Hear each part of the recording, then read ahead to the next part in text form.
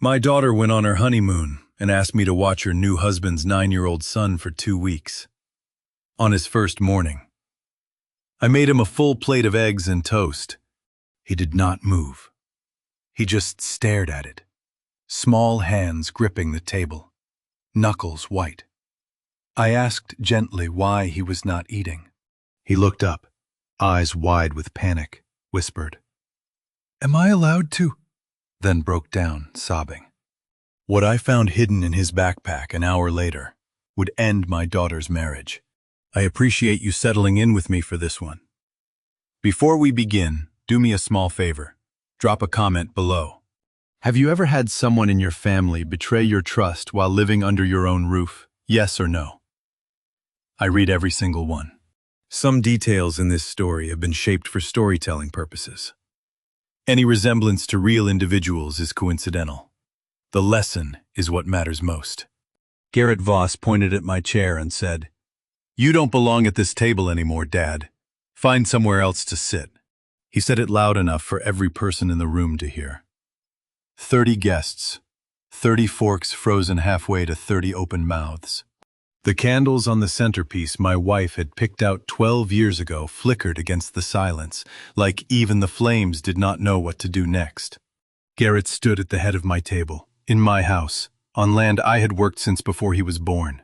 He held a carving knife in one hand with the easy confidence of a man who had already decided that everything in this room belonged to him. He was 39 years old, my daughter's husband. And he looked at me the way you look at a piece of furniture you have been meaning to move to the garage. I did not argue. I did not raise my voice. I did not ask him to repeat himself, because I had heard him perfectly, and so had every neighbor and colleague of my daughter's, sitting around that table with roasted turkey and sage still warm on their plates. I folded my napkin into a precise rectangle, set it beside my untouched water glass, and pushed my chair back. The legs scraped against the hardwood floor I had installed in 1998 with lumber I milled myself. That sound wood dragging across wood was the only protest I allowed myself. Then I stood up and walked through the kitchen toward the equipment barn. I want you to hold that image in your mind for a moment. 30 forks frozen, 30 mouths open, candlelight on stunned faces, and one old man walking away from his own Christmas dinner. Through a kitchen that still smelled like the sage stuffing recipe his dead wife had written on an index card 20 years ago. Out into the cold December air of Leavenworth, Washington, because his son-in-law had just told him he was no longer welcome in his own home. Hold that image, because what I carried out of that barn 20 minutes later would make sure nobody in that room ever mistook my silence for surrender again. But before we get there, let me tell you who I am. My name is Eugene Callahan. I am 66 years old. I have spent the last 4 decades turning a modest homestead outside Leavenworth into 200 acres of rangeland and old-growth pine forest. Trees my grandfather planted before the First War. Trees my wife Constance made me promise I would protect until the day I could not lift an axe anymore. I am a cattleman.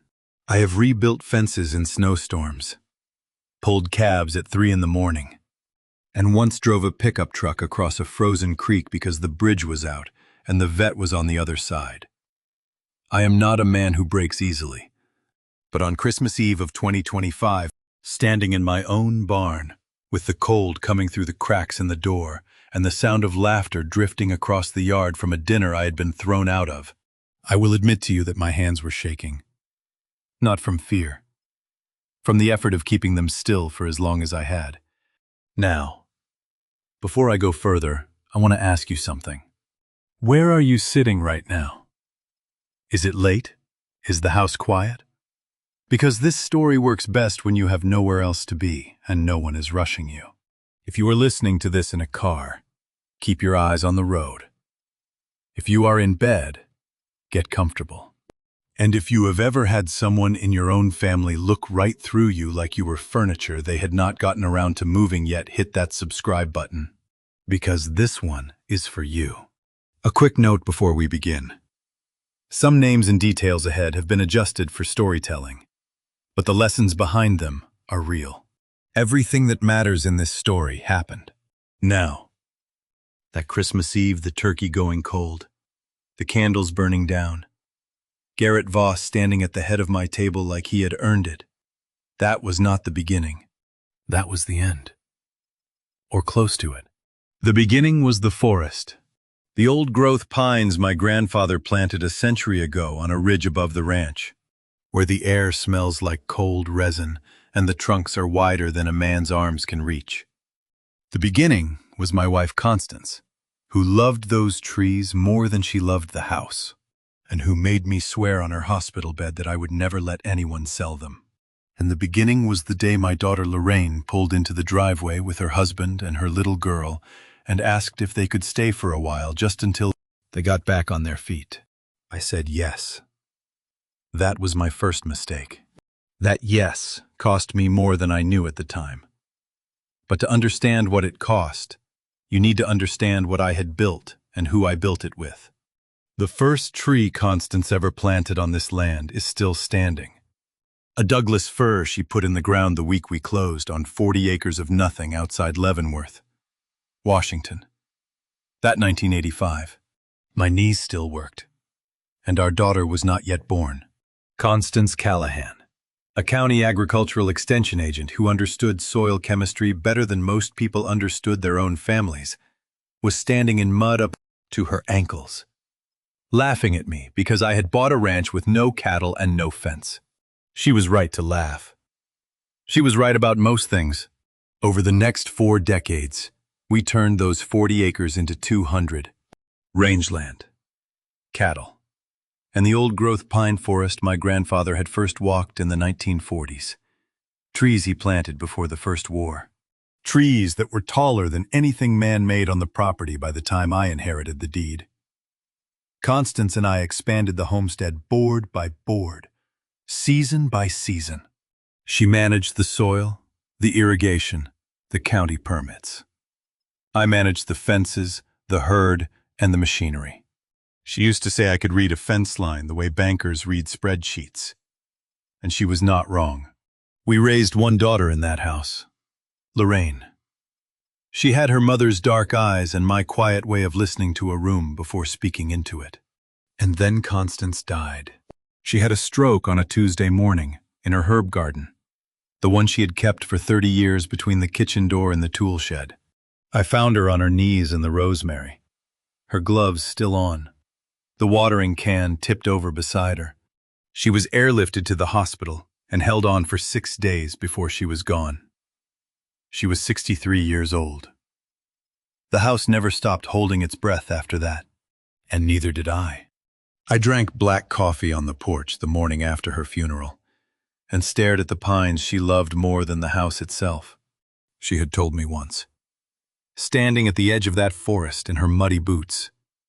This land doesn't belong to us, Eugene. We belong to it. She had written those same words in a letter I found in her desk drawer a week after she passed. I kept that letter in my breast pocket for 3 years. I keep it there still. God rest her. She died 3 years before anyone tried to take what she loved most. For those 3 years after Constance, I ran the ranch alone. I was slower. The mornings were harder. The house was too quiet in the evenings and too large for one man who had spent 4 decades sharing it. But I managed. I had spent 40 years reading fence lines and property stakes, learning to see the difference between a boundary that was holding and one that was quietly being moved in the dark. I thought that skill would protect me. Then, in June of 2024, Lorraine called. Her voice was tight in the way voices get when someone is trying to hold shame inside their mouth while asking for help. She told me that Garrett's commercial property consulting firm in Portland had collapsed. She did not say why. She said they needed a place to stay, just for a while, just until Garrett found something new. Lorraine Voss, 37 years old, my only daughter. She had married Garrett 4 years earlier in a courthouse ceremony I was not invited to until 3 days before, and I had swallowed that slight the way fathers swallow most things quietly. With coffee, staring at a field, I did not hesitate. I gave them the guest cottage with the best view of the forest and told them to stay as long as they needed. That is what fathers do. You open the door. You do not ask for a contract. Garrett arrived with pressed flannel shirts and a handshake that held a beat too long. He stood on my porch, looked out at the pines, and said, "We won't be a burden, sir. I promise you that." He smiled like a man rehearsing for a part he had not yet been cast in. Lorraine carried their daughter Birdie, 11 years old. Quiet the way children get quiet when they have heard too many arguments through thin walls, into the cottage, and set her up in the back bedroom. Picture your own grandchild unpacking a suitcase in a room that used to be a storage closet, grateful and heartbroken at the same time. That was the feeling. I did not know it then, but I had just invited the one person who would teach me the most expensive lesson of my life. Blood does not guarantee loyalty, and a handshake on your own porch means nothing to a man who has already decided what your land is worth. Within 6 months, I would begin to disappear inside my own home. The disappearing started small. It always does. It was December of 2024, 6 months after they moved in, and Lorraine came to me in the hallway, holding one of Constance's old quilted pillowcases. She had that careful look on her face, the one she used to wear as a girl when she wanted something but did not want to seem like she was asking. "Dad, I was thinking," she said.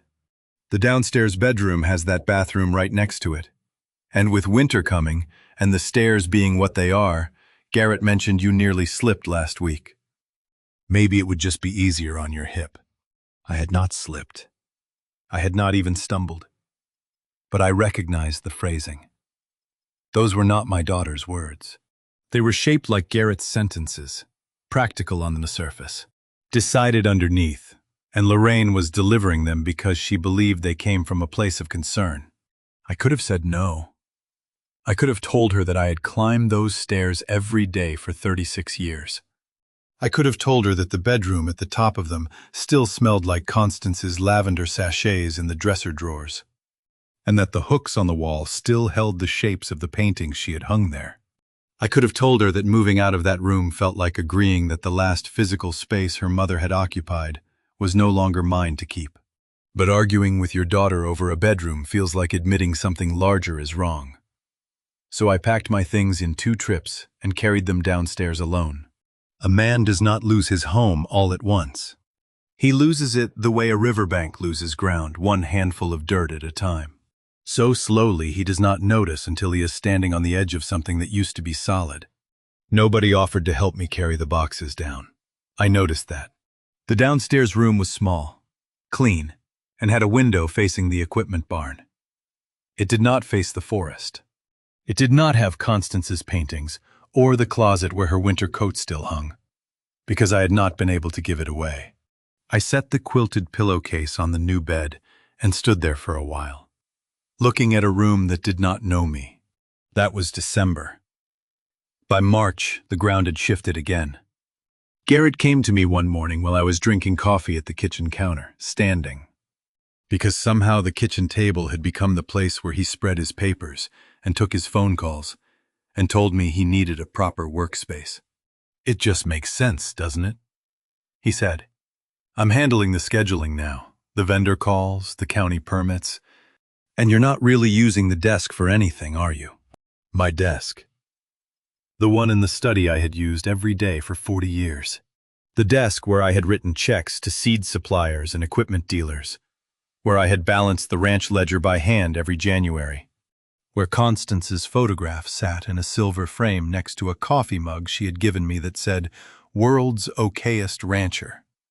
I want you to imagine something carrying a box of your own photographs down a flight of stairs in a house you built, and realizing halfway down that nobody was coming to help you.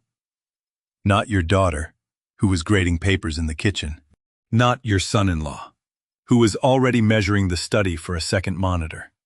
Just you, and the box, and the sound of your own boots on the steps. 14 trips. I counted every one. 4 years of land records, ledgers, and framed photographs packed into cardboard boxes and stacked in the basement on a concrete floor. When I came back up the last time, Garrett's laptop was already glowing on my desk, and the silver frame with Constance's picture was sitting on the hallway table, like something that had been returned to a lost and found. I picked up the frame, took it to my downstairs room, and set it on the nightstand where I could see it from the pillow. Then I drank my coffee standing at the kitchen counter, and I started to watch. Really watch. 40 years of reading balance sheets and supply invoices had taught me to see the difference between a business that was struggling honestly and one that was quietly being hollowed out from the inside. I knew what it looked like when numbers moved in directions they should not move. I knew what it sounded like when explanations had too many words in them. I had simply never expected to need those instincts inside my own home. Not until the morning I walked the fence line past the old-growth pines and saw strangers standing at the edge of my forest with equipment I did not recognize. There were 3 of them: hard hats, fluorescent vests, and a transit level on a tripod aimed at the tree line where my grandfather's property markers met the old-growth pines. They had driven orange-capped stakes into the ground in a line that followed the forest boundary, spaced every 40 feet. Precise as fence posts, but serving a purpose no rancher would recognize as maintenance. Not one of them had asked my permission to be there.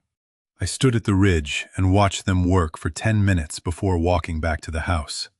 Garrett was in the study, my study, with his laptop open and his phone face down on the desk. "There are men in the forest with survey equipment," I said. He did not look up. "Just fence line guys, Dad. Eastern boundary's been sagging since spring. I handled it." He said it the way you say something you have already rehearsed, smooth, casual. The kind of answer designed to end a conversation before it starts. I nodded and walked out. That afternoon, I walked the eastern fence. Every post was solid, every wire taut. Nothing had sagged since I restretched it myself 2 summers ago. The staples were still bright, the tension right, the posts plumb. A fence does not lie. A fence either holds or it does not. And this one was holding the way I had built it to hold. A man who lies about a fence will lie about anything behind it. I had spent 40 years trusting my gut about men who came onto my land with plans they had not shown me yet. Timber buyers, mineral speculators, county assessors who smiled too wide and parked too close to the house. My gut had been right every time, and right now it was speaking louder than it had in decades. Those men were not fixing fences. They were measuring something. And whatever they were measuring had a dollar sign in front of it. I did not confront Garrett again. Not yet. I had learned a long time ago that the second question is the one that tells a liar you are paying attention. And I was not ready to show that card. 4 days later, the answer came from the last person I expected. Bertie Voss was sitting at the kitchen table doing her math homework. She was 11 years old, a quiet girl with tangled brown hair who preferred climbing pine trees to watching television and who noticed far more than any adult in that house gave her credit for. She had pencil shavings curled on the table beside her worksheet, and her feet did not touch the floor. She said it without looking up from her fractions. "Grandpa, are we selling the forest? I heard Daddy talking about it on the phone." The kitchen went still. Lorraine was at the counter slicing bread, and her knife stopped mid-stroke. "Bertie, honey, you misheard," Lorraine said, and her voice had that bright, quick quality it gets when she is patching over something she does not want examined. "Nobody's selling anything. Finish your fractions." Bertie looked at her mother, then looked at me. Children do not know how to lie with their eyes. That is precisely why adults stop looking at them when they need the truth to stay buried. Bertie's eyes were clear and unblinking, and absolutely certain about what she had heard. I said, "Thank you, sweetheart," and picked up my coffee mug from the counter. Lorraine glanced at me with something between a warning and a plea. I drank the coffee and said nothing else. But here is what happened inside my chest in that moment. 2 things that had been floating separately, the survey crew and a child's offhand sentence, locked together like a latch clicking into a strike plate. The men in the forest were not fixing fences. They were surveying timber. And my son-in-law had been talking about selling it on the phone in a house where an 11-year-old girl could hear him through a wall. I lay awake that night, listening to the wind move through the pines outside my basement window. Constance used to call that sound the forest breathing. I had always loved it.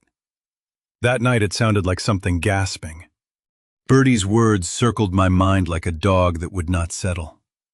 Selling the forest, the survey stakes, the lie about the eastern fence, Garrett's laptop glowing on my old desk behind a closed door.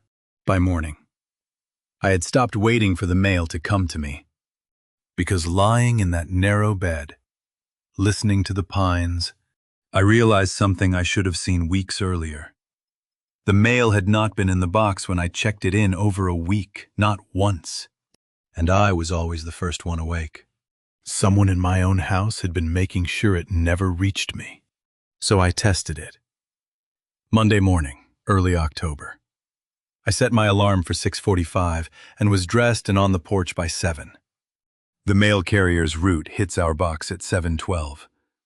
I know this because I have been collecting mail from that box since before the carrier was born. At 7:14. I was halfway across the yard when I saw Garrett already standing there in his robe, coffee in one hand, the other pulling the full stack from the box before the truck's taillights had cleared the drive. He tucked the pile under his arm, turned, and walked inside without seeing me, or without acknowledging that he saw me. I am still not sure which is worse. I followed him into the kitchen 5 minutes later. He was gone. The study door was shut. On the counter sat 3 grocery store flyers and a property tax reminder. "Anything for me?" I asked when he came out. "That's everything," he said, not looking up from his phone. It was not everything. I had felt the weight of a full mail stack 1,000 times in my life. And 3 flyers and a tax bill do not account for what a rural route delivers on a Monday in October. Something was missing. Several somethings. So I watched again on Tuesday. Same time, same robe, same coffee. Same 40 minutes behind the closed study door. Same thin stack left on the counter like an offering meant to look ordinary. Wednesday. Thursday. Friday. 5 days identical down to the minute. Garrett at the box by 7:14. Study door shut by 7:18. Door opens at 7:58. Junk mail on the counter. Nothing else. Let me ask you something. When was the last time someone handed you your own mail and you had to wonder what was missing from it? Because I can tell you exactly when it happened to me. And it was the week I stopped recognizing the man living in my house as family, and started recognizing him as something else entirely. By Thursday, I had stopped pretending this was coincidence. A man does not time his mornings to the mail carrier's schedule by accident. This was rehearsed. This was routine. Garrett had been intercepting my mail long enough to have it timed to the minute, which meant it had been going on longer than a week. I had simply never noticed, because I had been too busy being displaced from my own bedroom and my own desk to pay attention to my own mailbox. That was my fault. I own that. Friday afternoon, I sat on the porch with a cup of coffee that had gone cold and bitter, and I looked at the pines. The same pines Constance had loved. The same pines Bertie had told me her father was talking about selling. The same pines surrounded by survey stakes I had not authorized. Survey crew. A child's overheard phone call. 5 days of intercepted mail. 3 data points, and every one of them pointed at the forest. How long can a man sit on his own porch watching someone steal from him before he decides to stop counting the days and start counting the evidence? For me, the answer was 5 days. 5 mornings of watching my son-in-law walk my mail into a closed room and come out with nothing. 5 evenings of drinking coffee I could not taste and listening to the forest breathe through my basement window. On Friday night, I made a decision I am not proud of, but one I do not regret. I stopped being a father. I stopped giving the benefit of the doubt. I stopped telling myself that maybe Lorraine was right. Maybe Bertie misheard. Maybe the fence crew was legitimate and the mail was just light this month. I started being an investigator. Because rage is a luxury for men who do not need to win, and I needed to win. The following Tuesday, Garrett and Lorraine drove into Wenatchee for what they called a lunch meeting with a potential client. Both of them dressed sharper than I had seen them dress in months. Garrett in a blazer I had never seen before, Lorraine in the pearl earrings her mother had left her. They told Bertie they would be back by 3 and told me nothing at all. I waited until the gravel dust settled behind their car. Then I walked across the yard, past the mailbox, past the fence line, and straight to the equipment barn. I had not been inside it since Garrett started storing his overflow files there in August. What I found hidden behind the feed sacks would keep me awake for the next 3 nights. Behind the feed sacks, tucked where a man would only put something he needed hidden but accessible, I found a brand new paper shredder, heavy-duty, cross-cut blade, the kind that costs $200 and does not end up in a barn by accident. He never imagined a 66-year-old man he considered half gone would ever set foot back in that barn that was the one blind spot in an otherwise careful plan. Next to it sat a black garbage bag, knotted at the top, nearly full. I stood there in the dim light of the equipment barn, with the smell of feed grain and motor oil thick in the air, and I looked at that shredder the way a doctor looks at an X-ray that confirms what he already suspected. A man who supposedly has no income, no active business, and no reason to be handling paperwork in a barn does not buy an industrial-grade shredder unless he has something worth destroying. I untied the bag. Shredded paper. Pounds of it. Cross-cut into pieces no bigger than a thumbnail, the kind of cut designed to make reconstruction nearly impossible. Nearly. I carried the whole bag down to my workshop, spread newspaper across the old workbench, and turned on the shop light I had not used since I fixed Constance's garden trellis 2 summers back. The fluorescent tube flickered twice before catching, through cold white light across 40 years of tools hanging on pegboard hooks and a surface that had held everything from carburetor parts to birthday cakes. Now it was going to hold the pieces of whatever my son-in-law was hiding from me. But let me back up a few hours, because the morning that led me to that barn deserves its own telling. It was a Wednesday in mid-October. I had been tracking Garrett's mail routine for over a week by then, and I decided to watch one final time. Not because I needed more proof, but because I wanted to see if anything in the pattern changed. It did not. 7:14. Garrett at the box in his robe, coffee in one hand, stack in the other. Study door shut by 7:18. Door opened at 7:58. 3 grocery flyers and a coupon booklet set on the kitchen counter like a tip left for a waiter. I picked up the stack and held it. My hands have spent 4 decades knowing what things are supposed to weigh. A bale of hay, a fence post, a stack of honest mail on a Wednesday in rural Washington. This was not honest mail. It was too light, too thin, too carefully curated, like someone had removed the organs and left the skin. Let me ask you, have you ever held something in your hands and known it was wrong, not because of what was there, but because of what was missing? That is what deceit feels like when you are paying attention. It feels light. Anything good? I asked, when Garrett walked through the kitchen. He did not break stride. Just junk. Nothing worth keeping. Nothing worth keeping.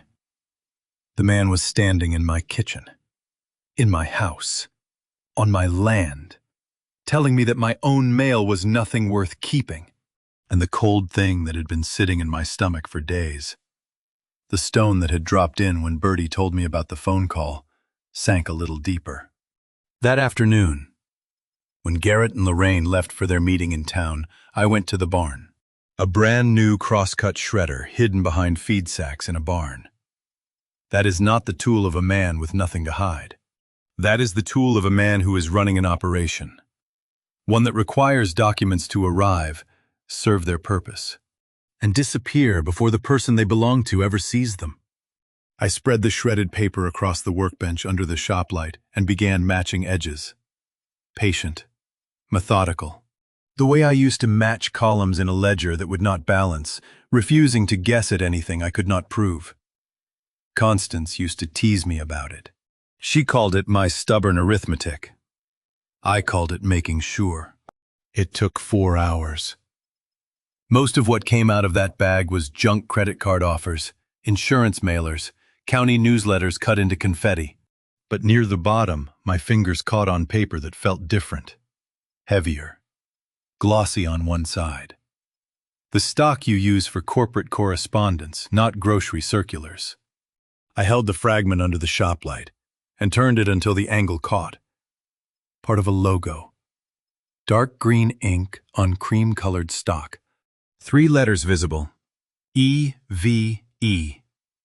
And below them, in smaller type, the beginning of a word I could not yet finish. I set the piece aside, reached back into the pile, and began searching for its match. My hands were shaking. Not from fear. From the particular kind of focus that takes hold when you know the next piece of paper you find might tell you exactly what your son-in-law has been doing behind your back. It took me 11 more fragments to find the match. Constance would have laughed at me. A 66-year-old man hunched over a workbench with reading glasses sliding down his nose, taping scraps of paper onto a piece of flattened cardboard like a child assembling a puzzle that nobody asked him to solve. She would have brought me tea and pulled up a chair and helped without asking what it was for, because that was who she was. But she was not here, and no one was going to help me with this. I sorted by feel first. Cheap printer stock in one pile, the kind you buy in 500-sheet reams from the office supply store. The heavier, glossy pieces in another. 40 years of handling invoices and supply orders had trained my fingers to know the difference between junk and something that mattered. In the cheap pile, I found fragments of what looked like fake invoices, dollar amounts that did not correspond to any service I had ever contracted. Billed to a company name I did not recognize. I found pieces of real estate listing printouts for rural properties in 3 different counties. I found scraps of handwritten notes in Garrett's tight, angular script, with numbers circled and arrows pointing to figures I could not yet read. None of it was mine. All of it was in my barn. The glossy pile was smaller, maybe 30 fragments. I worked those the way I used to work a ledger that would not balance. Edge to edge. Matching the angle of a torn corner to the curve of a cut, looking for the grain of the paper to line up, for the ink to continue where it had been interrupted by the shredder blade. Reconstructing shredded paper is like reading a book that someone tried to burn. The truth does not disappear just because a man feeds it through a cross-cut blade. It gets smaller. It gets harder to find. But it is still there, in pieces, waiting for someone patient enough to put it back together. An hour in. I had the corner of a letterhead taped onto the cardboard. A green pine tree inside a gold circle. Professional design. The kind of logo that belongs to a company with offices and lawyers and contracts measured in acreage. Below the tree, 3 letters were visible. C-A-S. My stomach knew what the rest of the word was before my hands found it. I kept going. Another hour. The workshop had no heat, and the October air was coming through the cracks in the barn walls the way it always did after sundown. My coffee thermos sat untouched on the corner of the bench. Forgotten and cold. I could feel my fingers going numb at the tips, but I could not stop, because the shape forming on that cardboard was starting to look like the outline of something I was not ready to believe. By the 3rd hour, I had 7 fragments taped together, the green pine tree, the gold circled, and below it, letter by letter, the full name, Cascade Evergreen Timber Corporation. I sat back on the overturned bucket I had been using as a chair and stared at the words under the shop light until the edges blurred. Cascade Evergreen Timber Corporation. A company that buys forests, old-growth timber rights, mineral access.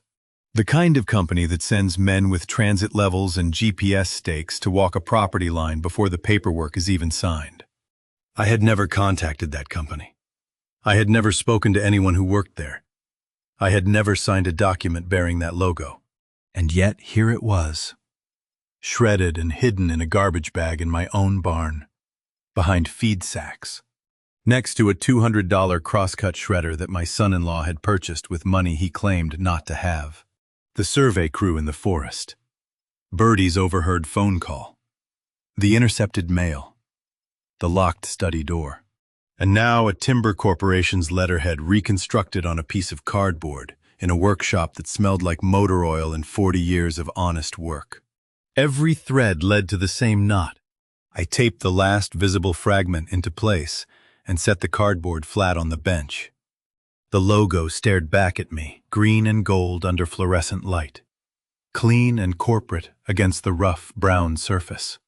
It did not belong in this barn, did not belong on this land, and did not belong anywhere near the pines my grandfather had planted a century ago. Somewhere in the remaining pile of shredded paper, I knew there was a document with my name on it, a document I had never signed, and I was going to find it, if it took me all night. I found it near the bottom of the pile, just before midnight. Have you ever held a piece of paper that changed the meaning of everything you thought you knew about someone you trusted? A piece of paper so wrong that your hands refused to stop shaking long enough to read the numbers printed on it. I have. And I can tell you exactly what it feels like. It feels like the floor dropping out from under a house you built yourself. The fragment was heavier stock than the letterhead contract paper. The kind with watermarking and a weight that says this document is legally binding. I matched it to 3 other pieces I had already set aside. And when I taped them onto the cardboard and held it under the shop light, I saw a date first. 6 days old. Then a reference number. Then a recipient line that made me set the cardboard down on the bench and grip the edge with both hands. Eugene J. Callahan. Not Garrett's name. Not a business entity. Not a proxy or a shell company. My name. My middle initial. My address.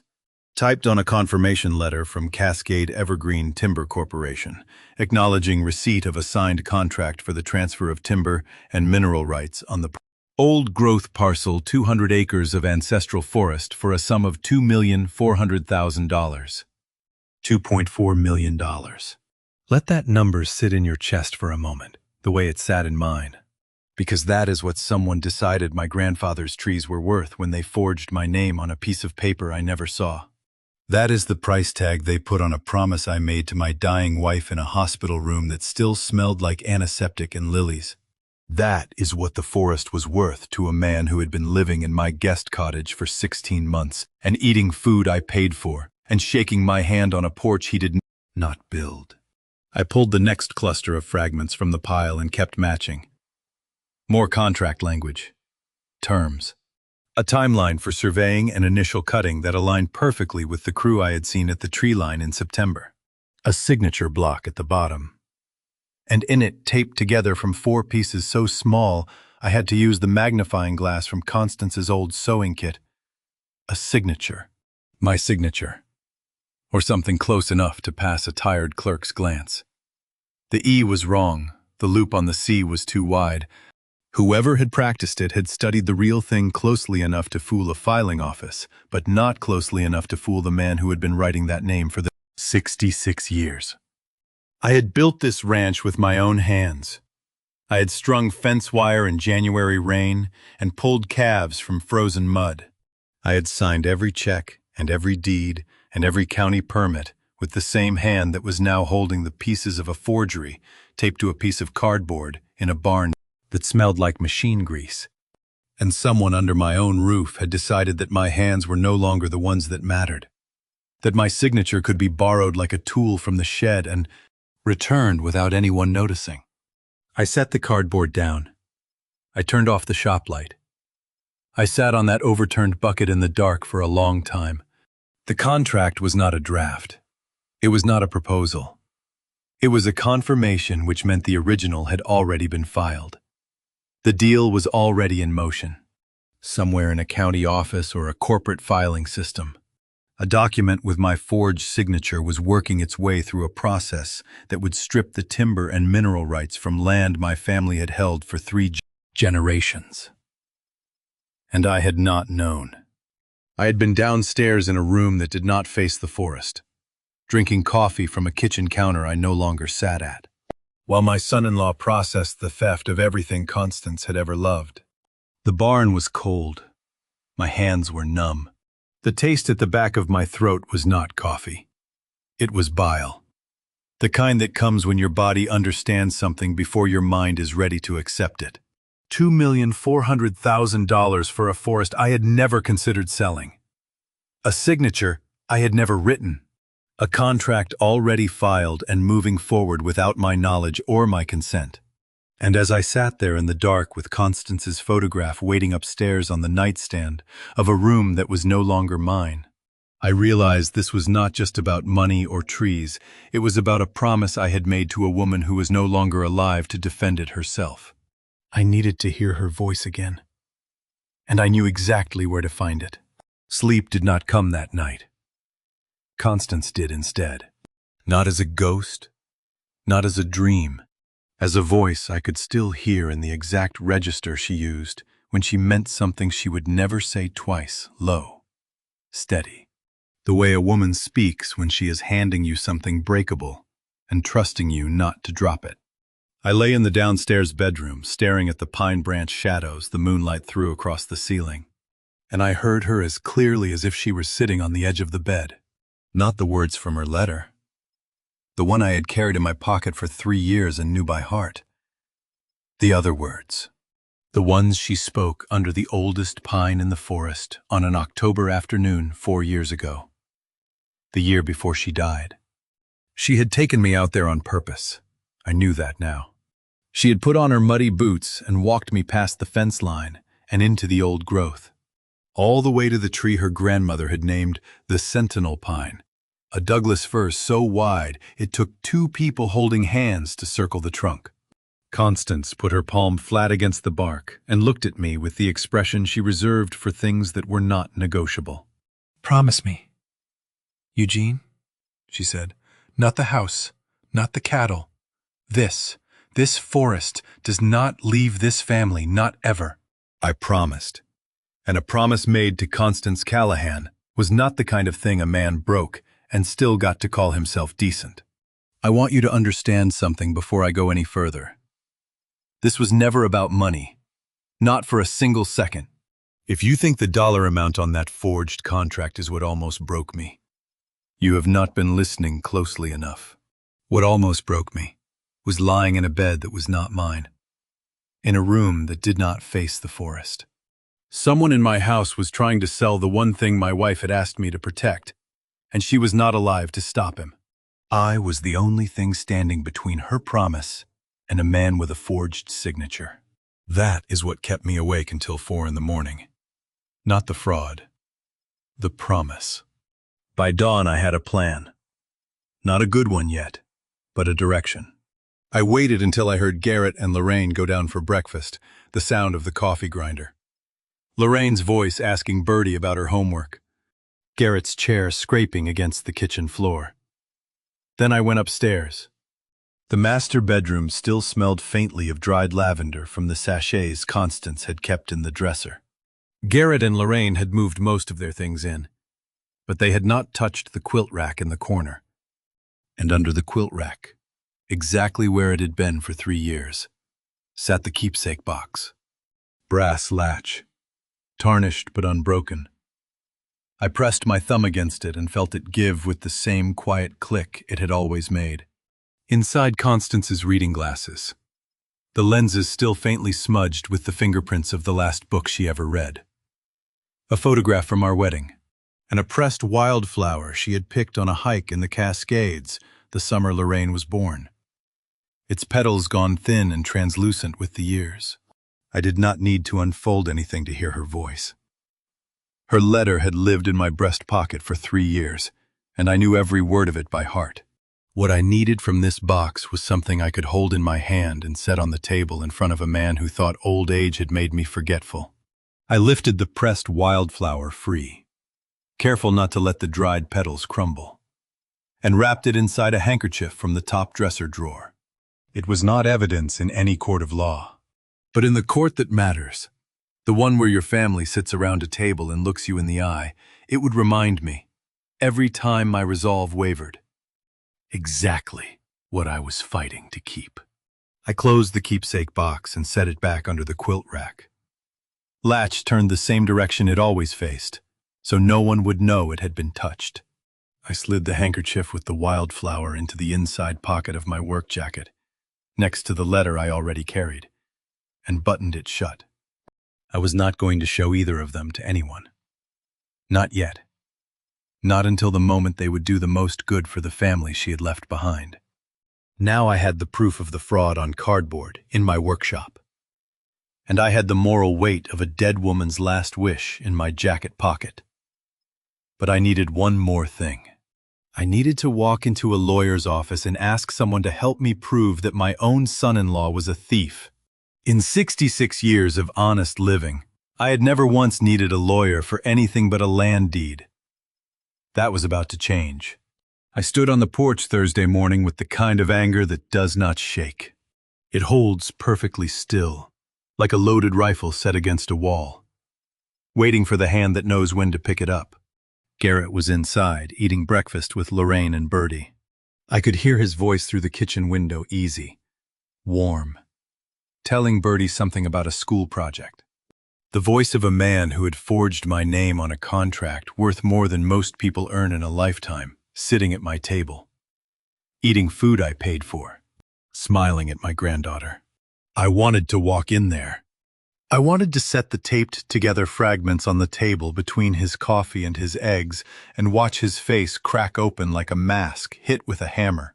I wanted it so badly my teeth ached from clenching, but I did not.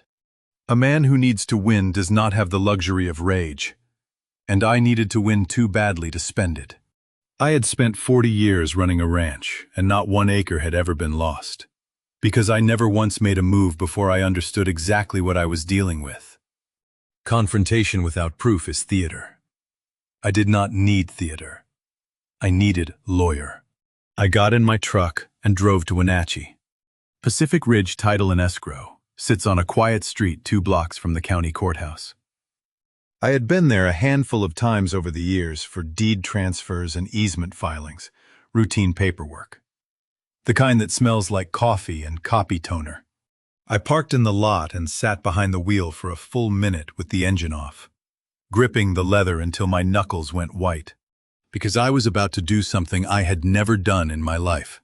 I was about to sit across from a professional and explain that the person robbing me was someone I had invited into my own home. Ask yourself this: could you sit across a desk from a stranger and say the words, "My son-in-law is stealing from me," while the person across from you tries not to look at you with pity? It is one of the loneliest sentences in the English language. Cressida Langley did not look at me with pity. She was 34 years old. A land title attorney who had handled the Callahan property filings for 7 years. And she spoke with the directness of someone who read legal documents the way other people read weather reports. She shook my hand, sat me down, and listened without interrupting while I laid the reconstructed fragments across her desk. She studied them for a long time. Then she turned to her computer, typed for 2 minutes, and pulled up a filing I had never seen. She went quiet.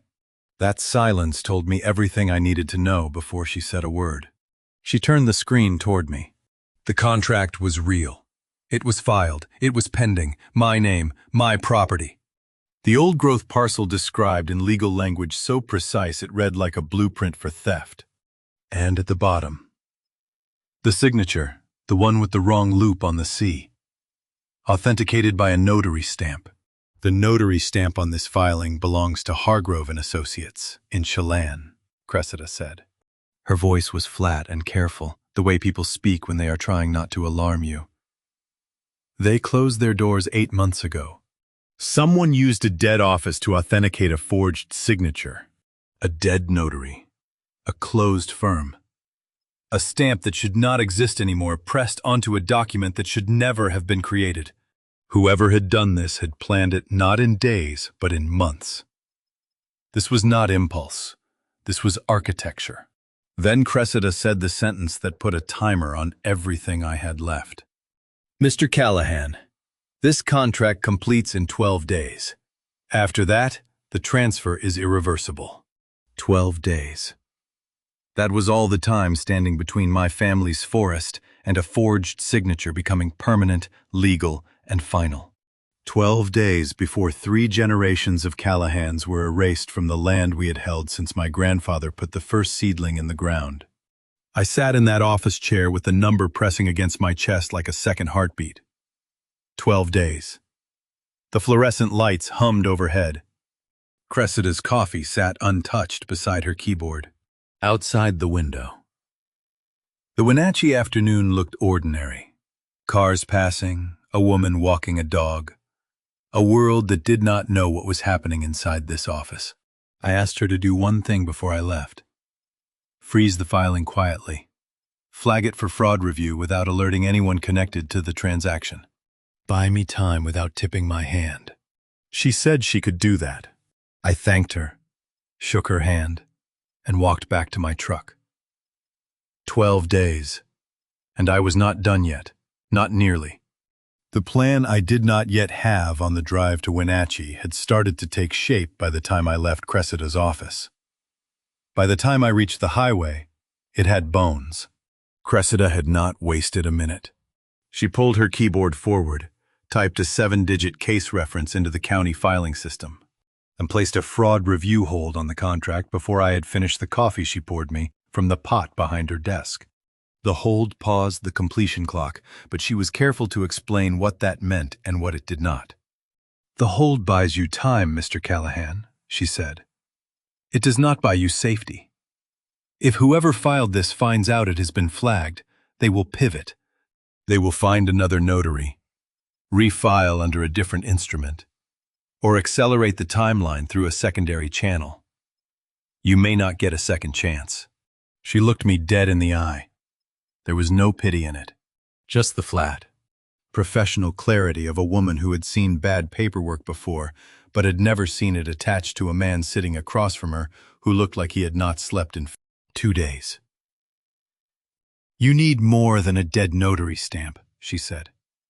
You need to prove who submitted this and why.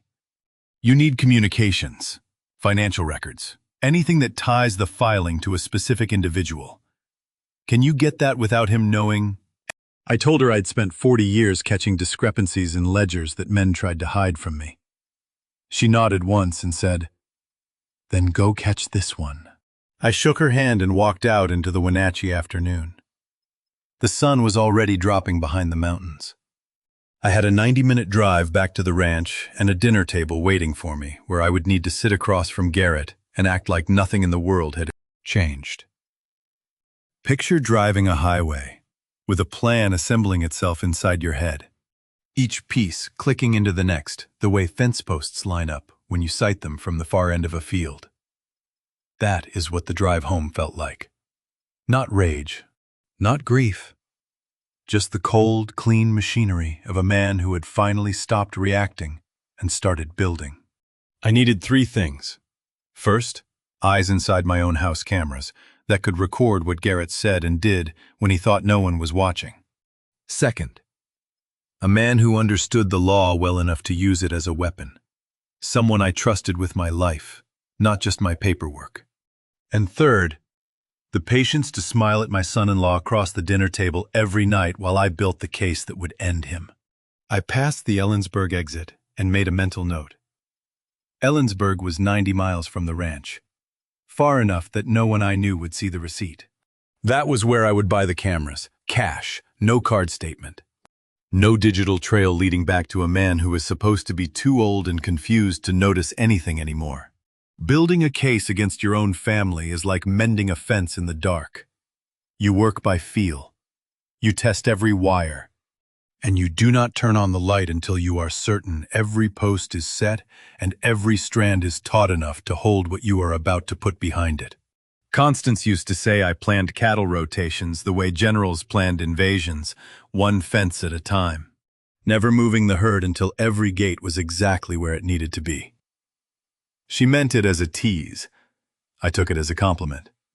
And right now, driving west on Highway 2 with the last light dying over the Cascades. I was planning the most important rotation of my life. The herd was evidence. The gates were allies. And the pasture I was driving it toward was Christmas Eve 9 weeks away. The night Garrett had already started planning a dinner party to celebrate the deal he thought was going to save him. He would set the table. He would invite the guests. He would pour the wine and make his toast. And I would let him.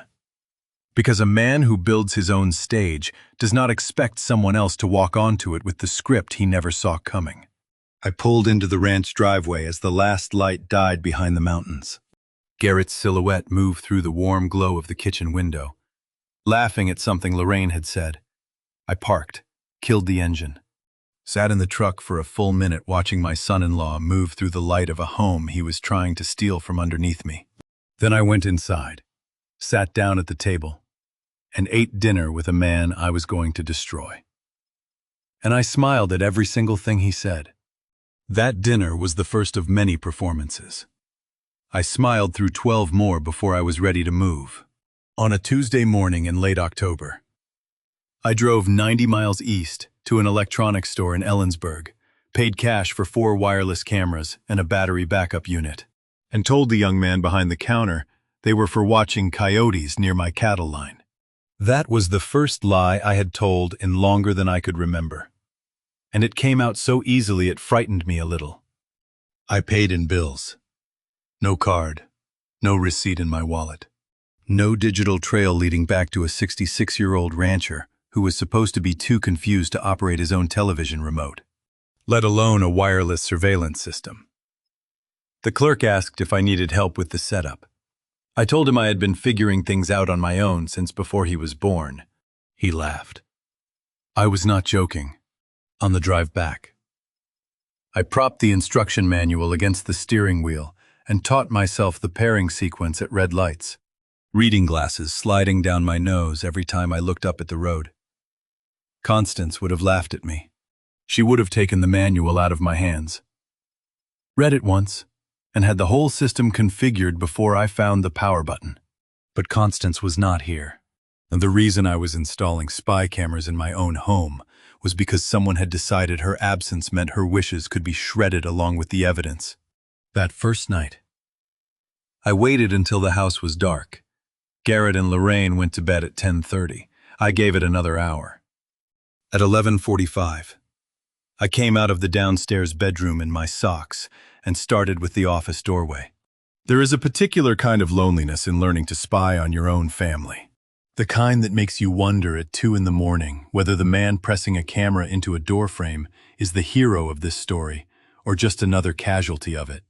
I did not have an answer. I just had the next camera and the next location and the discipline to keep my weight on the boards I knew would not creak. Because I had installed those floors myself, and I remembered which ones I had shimmed and which ones I had not. The first camera went above the office doorway. The second in the kitchen, angled to cover the table and the counter. The third in the front hall, pointed at the door where the mail came in every morning. I tested each feed on my phone, confirmed the audio was clean, and moved on. The fourth camera was the one that mattered most. It went behind the barn post where Garrett leaned when he took his private calls, the ones where he shut the barn door and his voice dropped to a register I had never heard him use with family. I wedged it behind a cross brace, ran the wire along the beam, and covered the lens housing with a strip of duct tape the same color as the wood. You would have to know it was there to see it. I hid the battery backup behind a loose board in my workshop, the same board I used to store Constance's garden tools when she was alive. Then I walked back to my room, sat on the bed, and opened the app on my phone. 4 small squares of my own home glowed on a screen no bigger than a playing card. The office, dark and empty. The kitchen, moonlight on the counter. The front hall, still.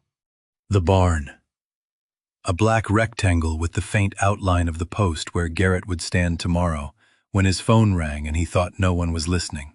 Have you ever watched your own front door on a 2-inch screen and realized that the most dangerous person in your house was not the one you were recording? It was the one who had waited this long to start. I watched for 9 days. Most of what the cameras captured was ordinary. Breakfast routines, Lorraine grading lesson plans at the kitchen table with a red pen and a cup of tea, Bertie doing homework on the living room floor with her feet in the air, Garrett moving through the house with the easy confidence of a man who believed he was unwatched. But on the 9th night, the barn camera recorded a phone call that changed everything I thought I knew about why Garrett had really come to live under my roof. His consulting firm had not simply failed. It had collapsed under the weight of fraudulent property appraisals he had signed himself. And the people he owed were not banks or creditors or collection agencies. They were a private investment syndicate. And the number he owed was not thousands. It was $1.1 million.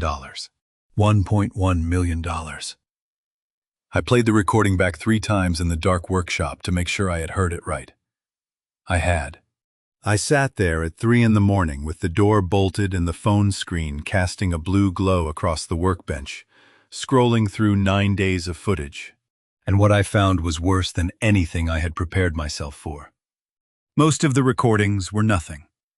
Lorraine grading papers at the kitchen table with her red pen, Bertie on the floor doing homework with her feet in the air, Garrett eating dinner in a silence that now looked less like calm and more like calculation. Ordinary life, captured in 4 small squares on a screen that smelled like machine oil and sawdust. But 6 barn calls stood out, each one to the same number, each one after dark. After Lorraine and Bertie had gone to bed, with the barn door shut, and Garrett's voice dropping into a register I had never once heard him use at the family table. The easy charm was gone. What replaced it was the tone of a man negotiating from underneath something heavy, measured, tight. The voice of someone who owed more than he could carry, and knew the person on the other end was not patient. I played the 3rd call 4 times before I understood the word he kept repeating. Syndicate. Not a bank. Not a lender. Not a creditor with a call center and a payment plan. A syndicate, the kind of word that belongs in a courtroom or a news report, not in a phone call made from a barn on a cattle ranch in Washington state. Let me tell you what it feels like to sit in the dark watching recordings of your own son-in-law planning to steal everything you built. It feels exactly like the night Constance died. Except this time, you can see the thing that is killing you. You can hear its voice. You can pause it, rewind it, play it again. And every time you do, it gets a little clearer and a little worse. The 6th call laid out the full picture. Garrett's consulting firm had not simply failed. It had been destroyed by his own fraudulent property appraisals. The licenses were revoked. The clients sued. And the people who had bankrolled his operation, a private investment syndicate he never named on the recording, were not writing off the loss. If he did not produce the money by February, they would not be sending lawyers. He said that plainly. The way a man says something he has been told so many times he no longer flinches at the words. The timber sale was never about the ranch. It was never about helping the family or improving the property or any of the reasons Garrett might have offered if I had been foolish enough to ask. The forged contract was engineered for one purpose: pay the syndicate debt with the proceeds and use the remainder to relocate Lorraine and Bertie to another state. Start over. Disappear. Leave the ranch stripped and the old man in a basement room with a view of an empty barn. What do you do when you discover that the man your daughter married is not just a liar, but a fraud who brought a debt the size of a house to your front door? She is sleeping on the couch 10 feet away, with no idea any of it happens. I will tell you what I did. I switched to the kitchen camera feed. Lorraine was asleep on the couch with a stack of ungraded papers on her lap, and the lamp still on behind her head. She looked like her mother in that light. The same angle of the jaw, the same way her hands folded in her sleep. She did not know. She did not know about the debt, the syndicate, the forged signature, the survey crew, or the fact that the man she had married was planning to uproot her and her daughter and run. Constance used to say that the truth never arrives when you are ready for it. It arrives when it is ready for you. She was right. She was always right. I saved every recording to a second device and hid it behind the loose board in the workshop next to the battery backup. Then I walked into the kitchen, took the quilt from the back of the couch, and draped it over Lorraine's shoulders. She stirred but did not wake. I stood there looking at my daughter's face for a long time. I was not going to be the one to tell her. Not yet. She would need to hear the truth in Garrett's own voice, in front of people who could not be dismissed. But first, I needed Vernon Prescott.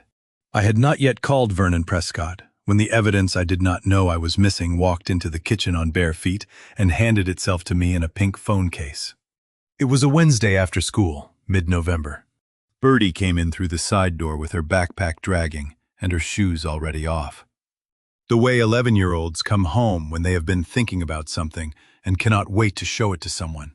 She set her phone on the kitchen table, climbed into the chair across from me, and said, "Grandpa, listen to this weird thing Dad said." She had been recording herself practicing a presentation for school, something about the water cycle, in the living room that afternoon. When she finished, she left the phone on the side table and went outside to check on the barn cats. The phone kept recording, and while it ran, Garrett walked in, sat down, and took a call. Bertie found the recording an hour later when she came back for her phone. She played it, heard her father talking about money and trees, thought it sounded strange, and saved it in a folder labeled Weird Stuff. Then she brought it to me because I was the person she brought everything to. She handed me the phone like it was nothing, because to her, it was nothing. A weird thing, Dad said. Something Grandpa might find funny, or might explain away with a shrug and a sip of coffee. She had no idea she had just handed me a second witness. I held the phone and pressed play. The recording was 23 minutes long. The first 14 were Bertie, practicing the phases of evaporation, in a voice so earnest it made my chest ache. Then silence. Then a door opening. Then Garrett's voice, clear and close. Because Bertie's phone had been sitting 3 feet from the couch where he sat down. There is a kind of justice that does not come from courtrooms or judges or surveillance cameras. It comes from a child who does not yet understand that the world is full of people who would steal from their own family. Bertie did not know what she had captured. She just knew it sounded weird. And that was enough. I told her it was probably just boring grown-up business and she should not worry about it. I asked if I could listen to it one more time. She shrugged and said, "Sure." Then picked up her backpack and ran upstairs to start her homework. Her footsteps on the stairs sounded like the most innocent thing left in this house. I waited until I heard her bedroom door close. Then I played the recording from the beginning of Garrett's call. His voice was different on this recording than on the barn calls. Less guarded. He had not known he was being recorded, and it showed. He spoke casually, transactionally, the way a man speaks when he is updating a business partner on a deal that is already in motion. He mentioned the contract value. He mentioned the filing timeline, signed by January. Processed before the landowner could get legal counsel involved. He referred to me as the old man twice. He said the words we file before he can get a lawyer to look at it. And I had to set the phone down on the table for a moment because my hands were shaking again. If you have grandchildren, you already know this. There is no line you will not cross, no fight you will not finish. If it means keeping them out of the wreckage the adults in their life created, Bertie was not going to testify. She was not going to sit in a room full of lawyers. She was not going to know that the recording on her pink phone had helped dismantle her father's life. I would burn this ranch to the ground before I let that happen. I took the phone to the workshop, copied the audio file to the backup device behind the loose board, and erased it from Bertie's phone. Then I set the phone back on the kitchen counter where she had left it, screen down, as if nothing had happened. I had 2 sources now. My cameras, which a defense attorney could argue were an illegal recording under Washington's consent law. So Vernon said we would use them to open the investigation. not as courtroom evidence by themselves, and a child's forgotten school phone an accident no court could dismiss. Recorded by an independent source who did not even understand what she had captured. I locked the workshop, walked back to the house, picked up the landline in the kitchen and dialed a number I had known by heart for 30 years. Vernon Prescott answered on the second ring. I said, "Vernon, I need your help." And for the first time in our friendship, he did not ask me what it was about. He just said, "Come over, bring everything." The cameras were not finished with me yet. What they caught next was not about money at all. The barn camera captured something that night that stopped me cold. Not a phone call to the syndicate, not a hushed negotiation about deadlines or filing dates, but Garrett sitting alone at his makeshift desk in the dark, with his wife's name glowing on his phone screen. Lorraine. The letters bright white against the black, his thumb hovering over the call button. For 11 minutes. I watched the timestamp count every one of them. 11 minutes of a man staring at his wife's name, deciding whether to call her and tell her the truth. The contract paperwork was spread across the desk in front of him. Pages I recognized from the fragments I had reassembled weeks earlier. His face was visible in the camera's night vision, washed in that green-gray tint that makes everyone look like a ghost. And on it was something I had never seen before. Guilt. Not regret. Not strategy. Guilt, the kind that sits on a man's face when he knows exactly what he is doing, and exactly who it will hurt, and he has not yet decided whether he can live with it. At one point he whispered something the audio barely caught. I played it back 4 times with the volume turned all the way up. It sounded like 2 words, "I'm sorry," but he was not saying it to Lorraine. He was not on the phone. He was saying it to himself, the kind of apology a man rehearses when he knows he will never deliver it to the person who deserves it. Have you ever watched someone choose to destroy their own family? Not in a moment of rage, not in confusion or panic, but slowly, deliberately, with 11 minutes to change their mind and a phone screen lighting up their face the entire time I have. I watched it on a 2-inch screen in a cold workshop at 1 in the morning. And I can tell you exactly what it looks like. It looks like a man talking himself out of the last decent thing he could have done. Before I tell you what he did next, I need to pause here. If you are still with me right now, comment whether you think Garrett was about to confess, or whether he was always going to choose the con, and tell me why in a few words. I want to know how you are reading this man. Please note, the next part includes some dramatized details for storytelling purposes. The lesson behind them is what matters. Garrett exhaled. It was a long breath, the kind that empties your lungs of everything, including whatever was left of your conscience. Then he set the phone face down on the desk, like he was burying something. And he picked up his pen. He went back to the paperwork, initialing pages, checking figures, running his finger down columns of numbers that represented my land, my forest, my family's legacy reduced to line items on a contract I had never agreed to sign. His last chance at confession, at honesty, at saving his marriage on his own terms, passed in silence. And I watched it go. I turned off the screen and sat in the workshop for a long time after that. The cold was coming through the walls. The coffee in my mug had gone bitter hours ago. I did not move, because the hardest part of watching a man ruin himself is realizing you were still hoping he would not. Some part of me, the part that remembered Garrett shaking my hand on the porch the day he arrived, the part that watched him push Birdie on the tire swing last summer, had been waiting for a reason to feel sorry for him, a reason to believe he was in over his head, that the debt had cornered him, that he was desperate but not evil. He had just taken that from me. He had 11 minutes and a phone with his wife's name on the screen, and he chose the fraud over his family. Constance would have said everyone deserves a second chance. But Garrett had just used his, and he spent it on silence. The next morning, I drove to Vernon Prescott's house with every recording I had, the barn calls, Birdie's phone, and now this 11 minutes of a man choosing.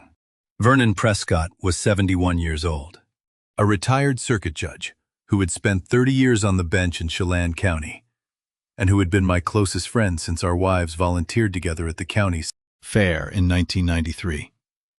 He listened to everything without interrupting. When the last recording ended, he sat in his kitchen chair for a full minute without speaking. Then he said 4 words. "We need Cressida Langley." Then the cameras caught something that made every plan Vernon and I had built feel too slow. I was reviewing the previous night's barn footage routine by now, a habit I performed every morning before anyone else in the house was awake, when I heard Garrett say 2 words that stopped my hand on the trackpad. Cognitive decline. He was on the phone again, leaning against the same post, speaking in that low transactional register the barn camera had taught me to dread. But this call was different. He was not talking to the syndicate. He was talking to a doctor. The conversation was methodical. Garrett laid out a contingency plan with the ease of a man who had rehearsed it more than once. "If the old man discovers the contract," he said, "or if he refuses to cooperate when the time comes, we go to Plan B. You sign off on his competency. I file for emergency guardianship. The power of attorney holds up retroactively, and by the time anyone questions it, the transfer is already processed." The doctor's voice was tinny through the camera speaker, but the words were clear enough. He asked how long I had been showing symptoms. Garrett laughed. A short, professional laugh, the kind that belongs in a conference room, not a barn. "He hasn't," he said. "That's the whole point. We create the paper trail before anyone asks." I want you to think about that for a moment. A man sitting in my barn, eating my food, sleeping under my roof, living in a cottage I gave him, out of love for my daughter, planning to have a doctor sign a paper that says my mind is gone so he could file for guardianship, so he could take legal control of my decisions, my property, my name, so he could put me in a facility somewhere and process the theft of everything I owned while I sat in a room with no legal right to object. This was not about the money anymore. The contract, the forged signature, the syndicate debt, those were theft. This was something else. This was erasure. They were planning to erase my legal existence. I replayed the recording 3 times. I wrote down every word in a notebook, pressing the pen so hard it dented the page underneath. The acid in my throat burned like something alive. My hands were steady, but only because I forced them to be. The way you force a fence post plumb when the ground is fighting you. The thing that frightened me most was not the plan itself. It was how practiced Garrett sounded. The words came out smooth, ordered, indexed like a man reading from a script he had used before, not improvising, not panicking, executing. And the doctor on the other end was not shocked or hesitant. He asked follow-up questions. He discussed timelines. He talked about backdating the way an accountant talks about quarterly filings. He had done this before. I heard it in his voice. And that meant somewhere, some other father or grandfather had already been through what Garrett was planning for me, and that person had not had cameras in the barn. I picked up the phone and called Vernon. It was after 11 at night. He answered on the first ring, which told me he had been waiting. I played the recording over the phone without saying a word first. Vernon listened the way judges listen, completely still, absorbing everything, saving his reaction for when the evidence was finished. When the recording ended, his voice was different than I had ever heard it. Not angry, not careful, cold. "This changes the timeline," he said. "We move now." He told me that the competency scheme was not just additional evidence, it was an accelerant. If Garrett filed for emergency guardianship before we filed our fraud complaint, a court could temporarily strip my legal standing. I would lose the right to challenge the contract. I would lose the right to manage my own property. I would lose the right to stand in a courtroom and say this man is a thief. I had spent 40 years building something on this land. Garrett was planning to erase me from it like I had never existed. Vernon said we had days, not weeks. Cressida needed to see everything. The surveillance, the accidental recording, and now this. He told me to bring every piece of evidence to her office by Friday. Then he said something that made the hair on my arms stand up. Eugene, if he files that guardianship petition before we file ours, you will lose the legal right to fight back. Do you understand what I am telling you? I understood. And for the first time in this whole ordeal, I was afraid. So I did not wait. I moved. But before I moved against Garrett, I needed to sit with the one person whose opinion still mattered more than Vernon's or Cressida's or any judge in Chelan County. I needed to talk to Constance. It was December 18th. I sat on the edge of the bed in the downstairs room with her photograph in my hands. The one from the summer we rebuilt the south fence together. Both of us sunburned and laughing. Her hair tied back with a bandana she had stolen from my back pocket. I held the frame the way I always held it, with my thumbs on the edges and my fingers on the back. The wood smooth from 3 years of nightly handling. And I told her what I was going to do. Christmas Eve. Connie, I said to the photograph, he is going to sit at your table, raise a glass to stealing your home, and I am going to end it before the wine hits the bottom of the glass. The room was quiet. The lavender sachets she had kept in the dresser drawer still held their scent. 3 years faded, but there, like a whisper from a room she had already left. I had talked to her every night since she died about the ranch, about Lorraine, about the weather the way we always talked about the weather, like it was the most important subject in the world. But this was the first time I was telling her something I knew she would not have approved of, and doing it anyway. Garrett had planned a Christmas Eve dinner. He had organized it himself. 30 guests, neighbors, Lorraine's teaching colleagues, and a man from the timber company he wanted to impress. He was going to use my house, my wife's dining room, my table to celebrate a deal built on a forged signature and a stolen forest. He had invited the guests. He had chosen the date. He had set the stage. All I had to do was walk onto it with the truth. There is something sacred and terrible about making a war plan in the bedroom you shared with your wife for 38 years. Like the room itself is holding its breath, waiting to see what kind of man you have become without her. I looked at Constance's face in the photograph, and I knew what she would have said. She would have said there is always another way. She would have said anger makes you small.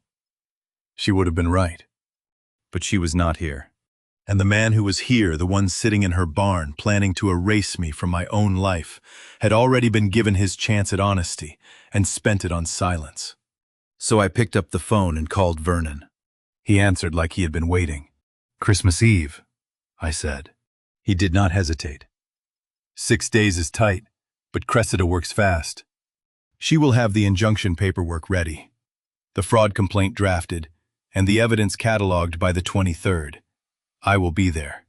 Vernon would attend the dinner as my guest. An old family friend which he was. He had known Constance. He had eaten at that table 100 times.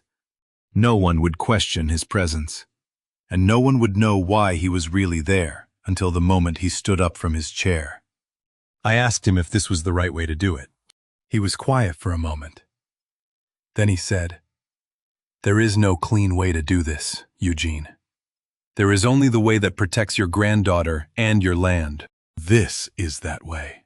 Have you ever counted down the days to a holiday, knowing that by the time the table is cleared, your family will never be the same? And knowing you are the one who will break it. I counted 6 of them. 6 mornings of drinking coffee across from a man I was going to destroy. 6 dinners of smiling and nodding and letting my hands shake only after I locked the bedroom door. We agreed on the sequence. Dinner first. Garrett's toast second. Then the truth played from a phone speaker in front of every person who mattered. Vernon would be at the table. Cressida would be standing by with the legal filings. And a deputy Vernon had arranged would be parked on the ranch road, close enough to respond. I set Constance's photograph back on the nightstand, face up, so she could watch the door. 6 days. 6 days to build a trap out of truth and patience and the kind of anger that does not shake or shout. It waits. On Christmas Eve, Garrett Voss was going to raise a glass at my wife's table, and I was going to make sure it was the last thing he ever did in my house. The next 5 days were the longest performance of my life. I built a case by morning and played a dying mind by dinner. On December 19th, I drove to Vernon's house before sunrise. The road was iced over, and the pines along the ridge were heavy with frost. And by the time I knocked on his door, the coffee was already made. Vernon Prescott had spent 30 years on the bench in Chelan County, and he ran a kitchen table the same way he ran a courtroom, organized, unhurried, and with no tolerance for wasted time. Cressida arrived at 8 with 2 binders and a legal pad. She spread the paperwork across the table. Every recording from the barn camera indexed by date. Every document Garrett had forged laid beside the original for comparison. Every transaction record from Cascade Evergreen Timber cross-referenced with county filings that did not exist. Mr. Callahan, She said, tapping the stack with one finger. You have enough here for criminal fraud, forgery, and attempted elder abuse. The question is not whether you win. It is how badly he loses. I asked the only question that mattered to me. I asked if Lorraine would be implicated. Cressida looked me in the eye. Not if we do this right. Your daughter is a victim too. The paperwork will make that clear. We worked through the 19th, the 20th, the 21st, and the 22nd. Vernon contacted the county sheriff's office and arranged for a deputy named Harlan Weeks, a 15-year veteran with a calm disposition and no connection to anyone on the guest list, to be parked on the ranch road Christmas Eve. Close enough to respond in 2 minutes. Far enough not to spook anyone pulling up the driveway for dinner. Playing stupid in your own house is like swallowing poison at your own table. You can feel it working. But the person sitting across from you just thinks you are getting old. Every evening I drove home from Vernon's, parked the truck, and became someone else. I let my hands shake when I reached for the salt. I asked what day it was, and then asked again 10 minutes later. I put my keys in the refrigerator and stood in the kitchen looking confused until Lorraine found them for me. Garrett watched all of it. And on the night of the 21st, when I asked Lorraine the day for the second time, I saw his mouth curl into the smallest smile I have ever hated. It was the smile of a man who believed his plan was working perfectly, that the old rancher was falling apart right on schedule, and that by spring the competency paperwork would go through without a fight. He had no idea that the old rancher had spent that morning reviewing a criminal fraud complaint with a retired circuit judge and an attorney who had already drafted the injunction. Lorraine was harder. She put her hand on mine at dinner on the 22nd and said, "Dad, are you feeling okay?" Her voice had the careful softness people use when they are afraid the answer will be no. I told her I was just tired. It was the only honest thing I said to her that entire week, and it cost me more than any lie. If you have ever had to let someone you love look at you with pity, real pity, the kind that tightens around her eyes and makes her hold your hand like you might break you already know something, so that the person destroying her life would keep believing his plan was working. I let her. And that is what those 5 dinners cost me. But the performance held. Garrett did not suspect. He moved through the house with the loose confidence of a man who has already won, discussing the Christmas Eve dinner menu with Lorraine, confirming the guest count, mentioning casually that a business associate might stop by. He meant Drake Stanton from Cascade Evergreen. He said it like it was nothing, like inviting the man who would profit from a stolen forest to eat at my wife's table was just another social courtesy. And then, on the night of the 23rd, the hallway camera caught something that completed the case file. Garrett leaned close to Lorraine outside the kitchen and said in a voice thick with manufactured concern that maybe after the holidays they should look into getting her father some help. He said it like a man who cared. The camera recorded every word. Cressida called at 9 that evening. The paperwork was ready. Every filing, every exhibit, every recording indexed and time-stamped. Vernon confirmed the deputy was briefed. I hung up the phone. Sat at the kitchen table where Garrett had watched me fumble with a fork 2 hours earlier, and held my hands flat against the wood. They were perfectly steady. Tomorrow was Christmas Eve. Tomorrow the performance ended. Christmas Eve morning broke cold and still over the ranch, and I dressed for dinner the way a man dresses for court, carefully, deliberately. Know that everything after this would be measured by what happened at that table. By 6 o'clock the house smelled like Constance. Turkey and sage and the pine garland I had hung over the doorway because she always hung it there every December. And I was not about to let this be the year it disappeared. 30 guests filled the dining room. Neighbors from the valley. 2 of Lorraine's teaching colleagues, the Hendersons from the feed store, and Vernon Prescott seated quietly near the middle of the table, like a man who had simply come for the meal. No one questioned his presence. He had eaten at that table 100 times when Constance was alive. Garrett stood at the head. My chair, Constance's chair before that. 40 years of holidays carved and served from that spot. And now a 39-year-old man in a pressed shirt stood there like he had built the room himself. He raised his glass. "To the Callahan family," he said, his voice carrying the warm, practiced tone of a man who had rehearsed sincerity in the mirror. "To second chances, to this land, and to the man who built it all." Everyone drank. I touched the glass to my lips and set it down without swallowing. Vernon caught my eye from 6 seats away and gave me a nod so small that no one else in the room would have noticed. The deputy was parked on the ranch road. Cressida was waiting by her phone in Wenatchee. Every recording was indexed, every filing was drafted, and the man delivering the toast had no idea that every word coming out of his mouth was just another layer of evidence. You remember the beginning of this story. The old man walking out of his own Christmas dinner, head down, while his son-in-law carved the turkey at the head of the table. You thought you knew what that scene meant. Now you know what was in his coat pocket. And you know who was parked on the road. Bertie tugged my sleeve under the table. She was wearing the red dress Lorraine had bought her for the school Christmas concert, and her hair was pinned back with a clip that had a small silver star on it. "Grandpa, are you having fun?" she whispered. I put my hand over hers. "I am having the time of my life," I told her, and I meant it in a way she would not understand for years. The main course was carved and served. Garrett moved through the room, refilling glasses, touching shoulders, laughing at jokes, performing the role of the generous host in the house he was trying to steal. And then, as the plates were being passed, I stood from my chair at the far end and moved toward the head of the table.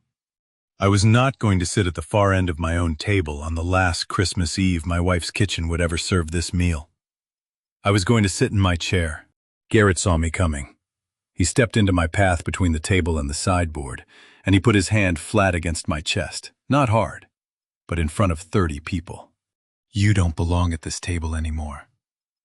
"Dad," he said, loud enough for every guest to hear, "why don't you go rest in the barn where it's quiet?" The room went silent. Forks stopped. Conversations died mid-sentence. 30 faces turned toward us in the chandelier light. The same chandelier Constance had picked out in 1994. The one she said made the dining room look like it belonged to people who knew how to celebrate. Lorraine started to stand. Garrett shook his head at her, one small, sharp motion, and she sat back down. That single gesture told me everything about what 3 years of marriage to this man had cost my daughter. Not her money, not her time, her voice. The hardest walk I ever took was not away from that table. It was past my daughter's face. She looked at me the way you look at someone you are already beginning to lose. And she did not know yet that I was walking toward the thing that would save her. I folded the napkin Constance had embroidered the year Lorraine was born, set it beside my untouched plate, and walked out through the kitchen without looking back. 30 people watched me go. Not one of them said a word. The barn door was cold under my hand. I pushed it open and stepped into the dark. And behind me I could hear Garrett laughing at something. The sound carrying across the frozen yard like he owned the night itself. I reached into my coat pocket and felt the phone. Every recording, every timestamp, every word he had ever said when he thought no one was listening. Then I turned around and walked back toward the light. I did not go back through the kitchen. I walked around the side of the house, boots crunching on frozen gravel, and came up the front porch steps where Vernon was already waiting with 2 men beside him. The first was Deputy Harlan Weeks, a 15-year veteran of the Chelan County Sheriff's Office. Broad-shouldered and calm the way people are calm when they have seen enough trouble to know what it looks like before it starts. The second was a man in a dark wool overcoat who looked like he had driven a long way to be somewhere he did not want to be on Christmas Eve. His name was Drake Stanton, 52 years old, regional representative for Cascade Evergreen Timber, the company whose name sat at the top of the contract Garrett had forged. Vernon opened the front door. Cold mountain air poured into the dining room, and 30 faces turned toward us at once. The room went quiet, the way a room goes quiet when the wrong people walk through the wrong door. Not gradually, all at once, like someone had pulled the sound out of the air. Forks stopped mid-cut, glasses froze halfway to mouths, and Garrett, standing at the head of the table, with the carving knife still in his hand, looked at the 3 men behind me and went perfectly still. Drake Stanton stepped forward. He did not raise his voice. He did not need to. "Mr. Voss," he said, looking at Garrett across 30 frozen faces. "I am here because someone contacted our legal department 3 days ago with evidence that the timber and mineral rights contract you submitted was prepared without the landowner's knowledge or consent. I am here to verify that, and to inform you that Cascade Evergreen has suspended all proceedings related to this property." I want you to picture it. A dining room full of people who came for Christmas turkey, watching a man's life come apart because a 66-year-old rancher pressed play on a phone no bigger than a deck of cards. Picture the candle still burning in the chandelier. Picture the turkey half carved on the platter. Picture 30 people who will never forget what they heard next. I set my phone face up on the white tablecloth, 2 feet from Garrett's plate, and pressed play. His own voice filled the room. Every word he had spoken in the equipment barn when he thought no one was listening. The debt he owed. The deal he had cut. The signature he had forged. The plan to have me declared incompetent before I could get a lawyer to look at the paperwork. The phone speaker was small, but the dining room was silent, and his voice carried to every corner. Garrett opened his mouth. "That is taken out of..."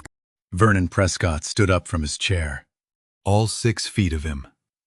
71 years old, 30 years on the bench in Chelan County, and he did not need to raise his voice either. "Sit down, Mr. Voss," Vernon said. "You will have your chance to speak, in a courtroom." Garrett sat. The recording kept playing. I did not look at Garrett while it played. I looked at Lorraine. The worst sound in that room was not her husband's voice on the recording. It was the silence from the woman sitting next to him. My daughter sat with her hands flat on the table and her eyes fixed on the phone, and I watched her face move through something no father should ever have to see. The slow, terrible recognition that the person she had married did not exist. Not anger. Not yet. That would come later. This was the moment before the anger, the moment when the ground opens and you realize you have been standing on nothing. Her hand went to her mouth. She did not cry. She did not speak. She just looked at the phone and listened to the man she had loved explain, in his own words, exactly how he had planned to steal her father's home. The recording ended. The room was so quiet, I could hear the candle wax popping in the chandelier above us. Garrett stood up so fast his chair hit the wall behind him. He looked at Lorraine first, but she would not look back. He looked at the deputy's badge. He looked at the front door. I watched his eyes measure the distance the way a cornered animal measures distance. calculating whether speed can outrun what has already caught him. Deputy Weeks took one step forward. Just one. His boot landed heavy on the hardwood floor, and the sound stopped Garrett where he stood. For the first time since I had known him, Garrett Voss had nothing to say. Garrett did not run. He stood there with his hands at his sides and his mouth open and nothing coming out. And Deputy Weeks held his position one step closer, patient as a fence post. But before I played another recording, I reached into my breast pocket and pulled out a letter. Not evidence, not a legal document. A single page of cream-colored stationery, covered in handwriting I had memorized 3 years ago. Written by a woman who had been dead since the spring of 2022. Constance had written it 3 months before the stroke took her. She had folded it into her desk drawer, where I found it a week after the funeral, tucked between a hymnal and a photograph of our daughter at age 4. I had read it 1,000 times alone. I had never read it aloud. I unfolded the paper. My hands were shaking. And this time, it was not a performance. This land is not ours to sell. I read, and the room listened the way a room listens when it knows it is hearing a voice from the other side of something permanent. It was here before us, and it will be hereafter. And the only thing we can do is make sure the people who come next love it the way we did. She wrote about the old-growth pines her grandfather had planted before the Second World War. She wrote about the creek that ran along the eastern boundary in spring and went quiet by August. She wrote about standing on the ridge in October when the larches turned gold and the whole valley looked like it was on fire with something beautiful instead of something destructive. I have held that letter 1,000 times since she died. But reading her words aloud, in the room where she used to serve Christmas dinner to the neighbors she used to feed, under the chandelier she picked out, was the closest I have ever come to hearing her speak again. And the salt on my lips was not from the meal. Lorraine was crying before I finished the second paragraph. Not loud, just tears running down her face in the candlelight while she stared at the tablecloth and listened to her mother's handwriting come alive in her father's voice. She whispered one word. Mom. And every person in that room understood what Garrett Voss had been trying to destroy. I set the letter down on the tablecloth beside the phone and pressed play again. Not the recording they had already heard, the rest of them, the full sequence. The first played his voice discussing the debt, how much he owed, who he owed it to, what would happen if he did not pay. The second laid out the contract timeline, the deadline, the forged signature. And the third, the one that made 3 guests push back from the table and stand, was Garrett, explaining to someone on the phone how to document cognitive decline in a man who did not have any. 3 people left the dining room during that recording. One of them was a retired nurse named Dorothy Caldwell, and she was already reaching for her phone before she cleared the doorway. Garrett tried to speak. That is not what it... Vernon did not even look at him. It is exactly what it sounds like. Mr. Voss. You will have the opportunity to explain it to a judge. Garrett tried again. Lorraine, you have to understand. Vernon raised one hand. Garrett stopped. 30 years on the bench had given Vernon a voice that did not need volume to fill a room. And Garrett responded to it the way every man who has ever stood in a courtroom responds to the sound of authority that cannot be negotiated with.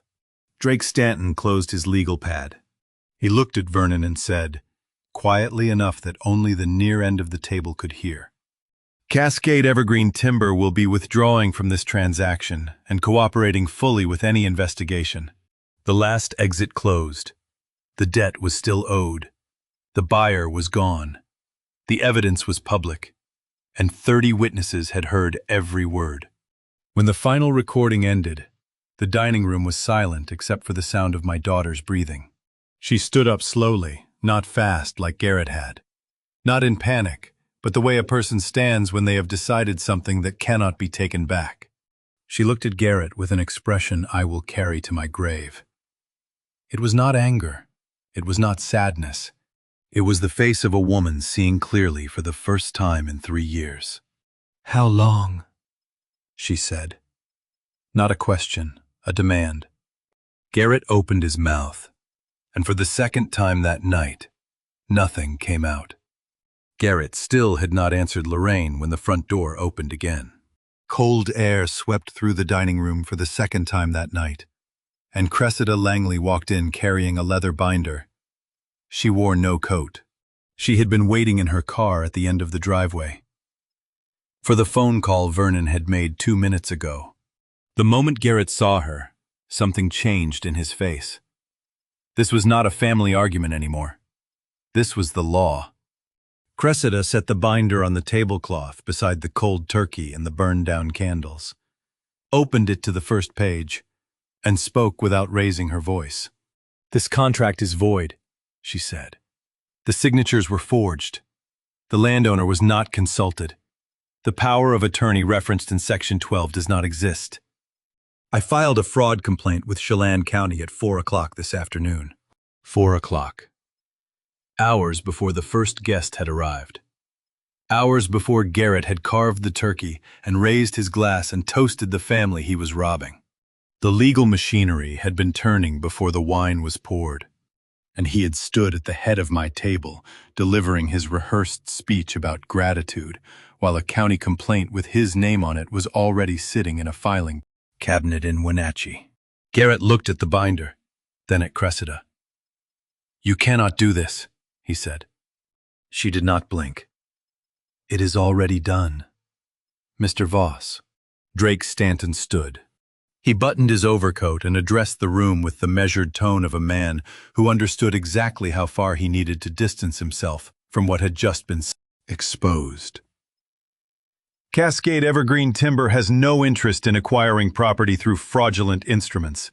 We are withdrawing from this transaction effective immediately and will make our records available to law enforcement." Watching a conman lose everything is not like watching a building fall.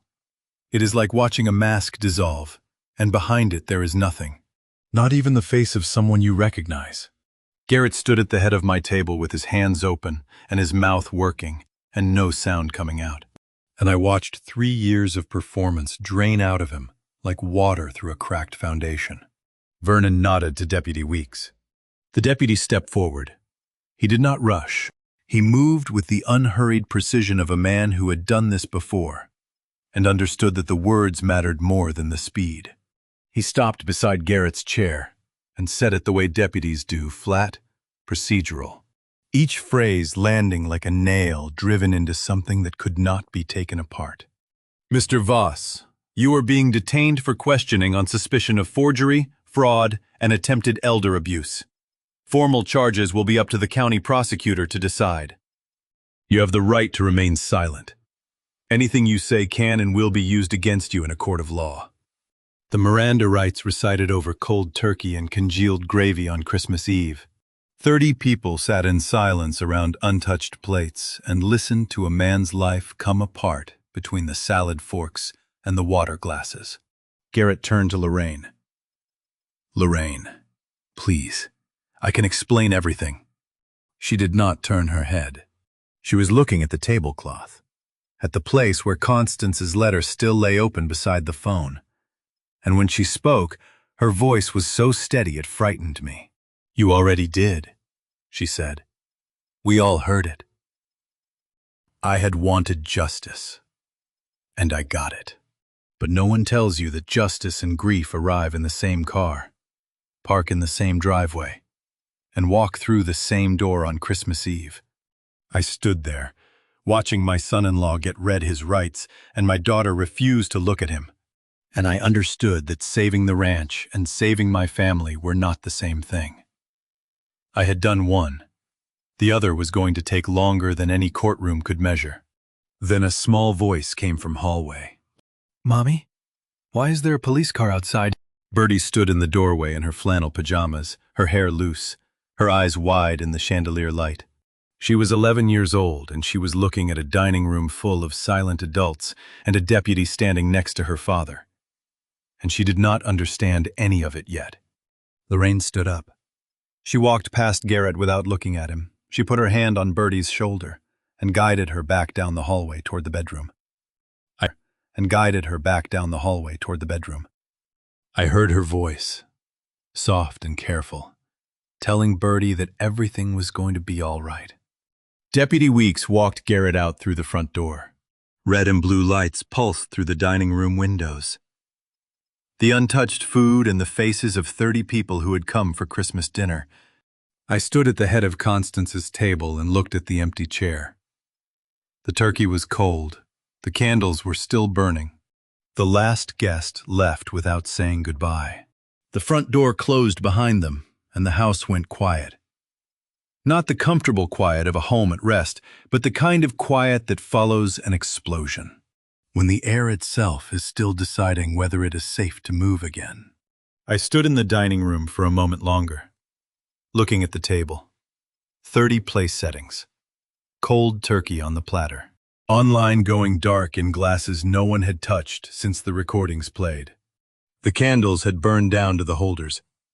Wax pooling on the tablecloth Constance had bought the year we got married. I blew them out one by one and walked to the front porch. The patrol car taillights were already small.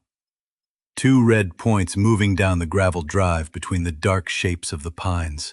I watched them shrink past the tree line until they disappeared. And then there was nothing but the night and the cold and the sound of my own breathing. I sat down on the porch step. Constance's step. The one she used to sit on in the summers, with a glass of iced tea and her feet bare on the warm wood, watching the light change over the ridge. The wood was frozen now, and the cold came through my coat and into my bones, and I let it come, because I had nothing left to hold it out. I had won. That is what Vernon would call it in the morning. That is what the filings would say. But sitting on that step in the dark, it did not feel like winning. It felt like surgery, the thing that had to happen. Performed without anesthesia, on every person I loved. No one tells you what happens after justice. They tell you about the confrontation, the moment the truth comes out, the look on the villain's face when the mask falls. But they do not tell you about the hour after. The hour when you sit alone on a cold porch and realize you just detonated your own family to save it. They do not tell you about the silence, or the way the stars look exactly the same as they did before, as if the sky did not notice what you just did.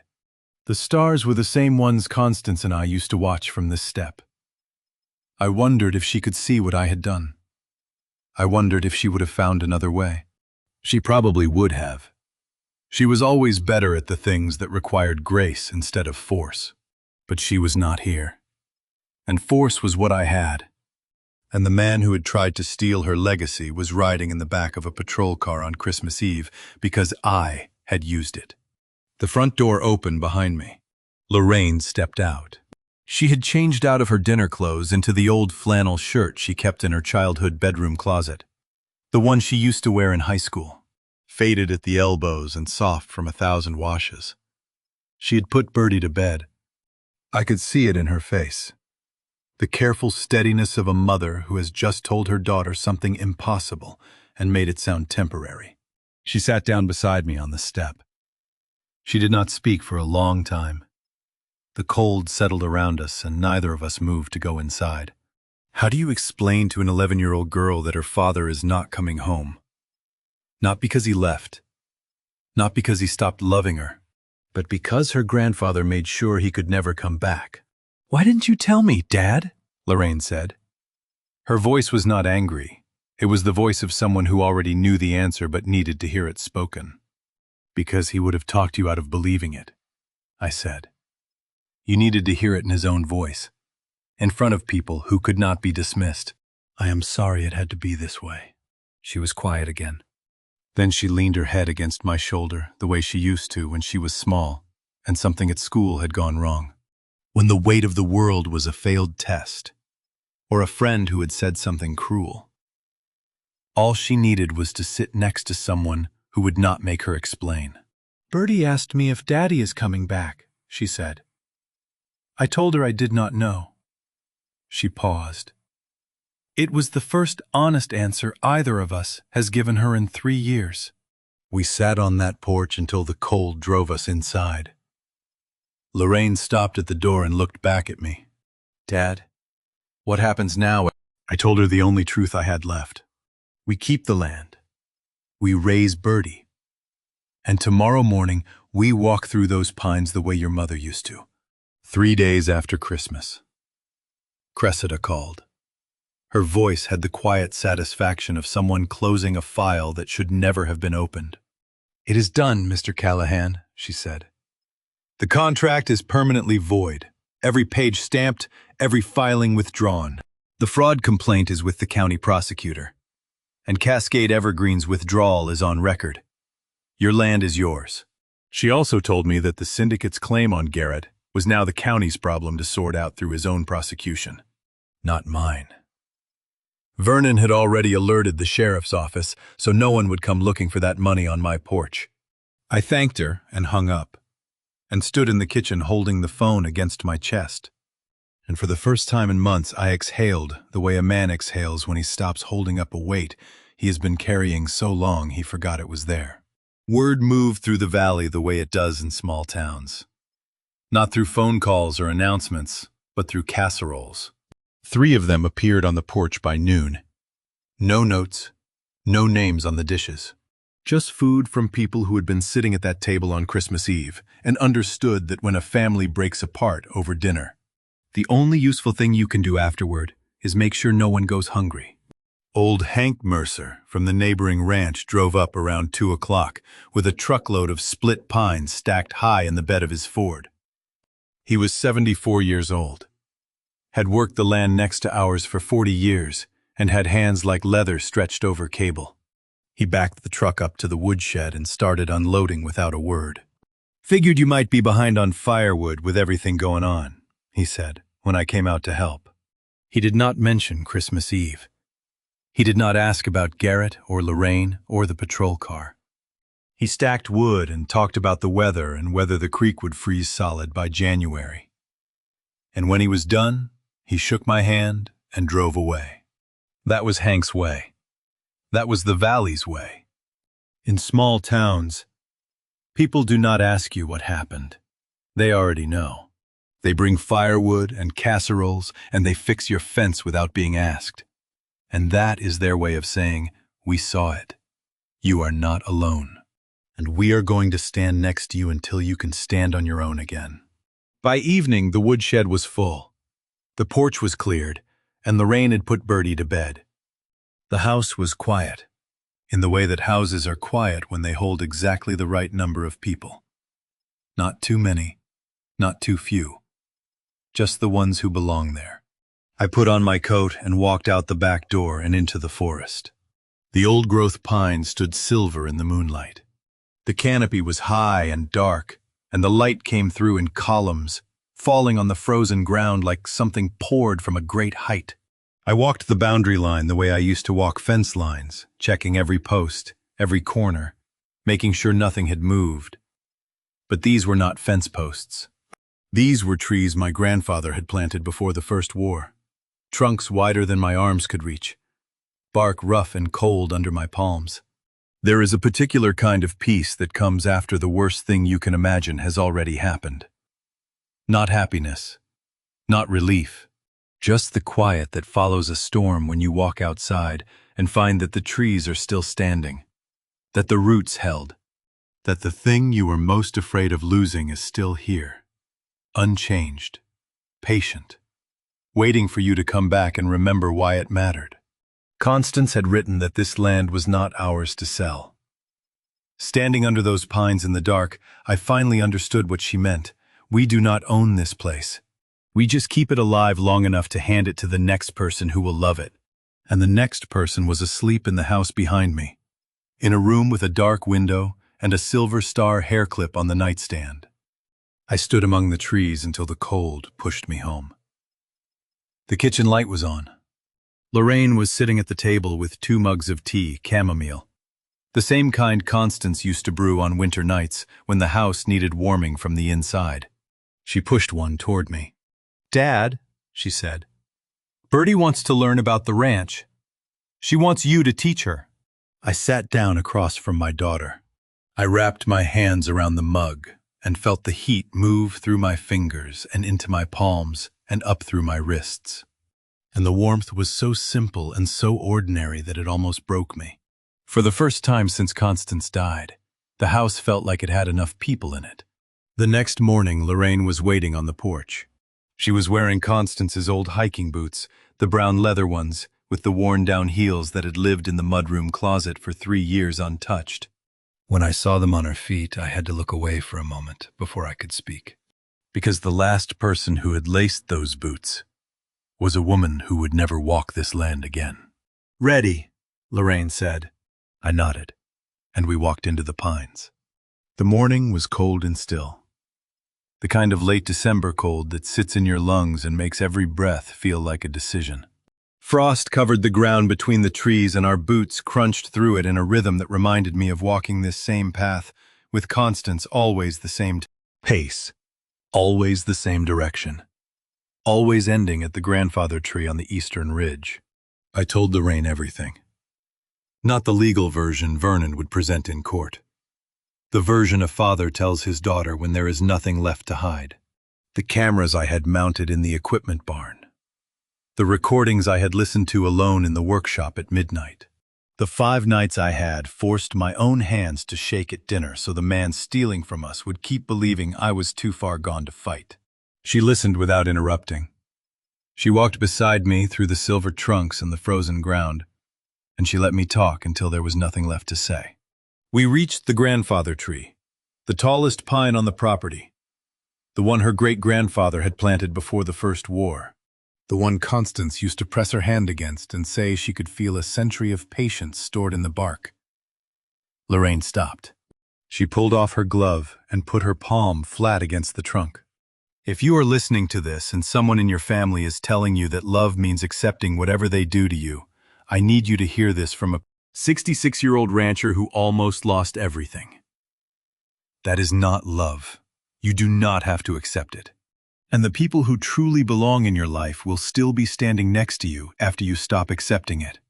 Mom was right, Lorraine said, her hand still on the bark. This is not land. It is family that does not move. We walked for an hour without saying much else. Some things do not need words. They just need 2 people walking in the same direction through the same trees, their breath making small clouds in the cold, their boots following a path that someone else wore into the ground a long time ago. That evening, after Bertie had gone to bed upstairs and Lorraine was in the kitchen washing the mugs from the tea we had shared, I sat down in Constance's armchair by the fireplace. The cushion still held the shape of her. The armrest was worn smooth where her hand used to rest. And if I breathed in slowly, I could catch the faint trace of lavender that had lived in the fabric for longer than the grief had lived in me. I poured a glass of homemade apple cider, the same recipe she made every December. Tart and sweet and warm enough to hold against your chest on a cold night. I raised it to her photograph on the mantel. We kept it. Connie, I said. The trees are standing, Lorraine is home, and Bertie wants to learn the ranch. You would have liked that part.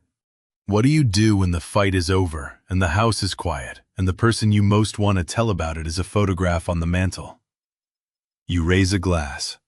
You say thank you. And you hope that wherever she is, she can hear you. Love does not obligate you to surrender your dignity. Family is not a password anyone gets to use to walk into your life and take what you built. And patience, the kind that waits and watches and does not flinch, is not weakness. It is a weapon. Sometimes it is the only one you need. I took a sip of the cider, set the glass on the table beside her photograph, and leaned back in her chair. The fire burned down to embers. Lorraine came in from the kitchen, kissed the top of my head the way her mother used to, and went upstairs to check on Bertie. I sat in the chair and listened to the house settle around me. The same boards, the same walls, the same land outside every window. Nothing had changed. Everything had changed. And the quiet was not empty anymore. And to you listening to my story, remember this. I spent 3 years watching a man dismantle my life from inside my own home. I stayed quiet when I should have spoken. I trusted when the signs were already there. I let loyalty blind me to what was happening right under my roof. If I could go back, I would tell myself that silence is not the same as patience. And waiting too long to protect what you love can cost you more than losing it. But here is what this revenge story taught me. The people who try to take everything from you are counting on your fear. They are counting on you being too old, too tired, too heartbroken to fight back. Do not give them that satisfaction. Stand your ground not with anger, but with truth. Every revenge story people call impossible started with one person who refused to quit. I believe God put me through this trial so I could share it with you today. Because somewhere out there, someone listening needs to hear that it is not too late. Your revenge story does not have to end with bitterness. It can end with peace. It can end with your family sitting at your table again. It can end with the land still under your feet and the people who matter most still within reach. If this story moved you, I would love to hear your thoughts. Drop a comment below and tell me, what would you have done differently? Would you have confronted him sooner? Or would you have waited the way I did? If you know someone who needs to hear this message, share this story with them. And if you have not already, please subscribe so you do not miss what comes next. Thank you for staying until the very end. It means more than you know. Some details in this story were adjusted for storytelling and privacy.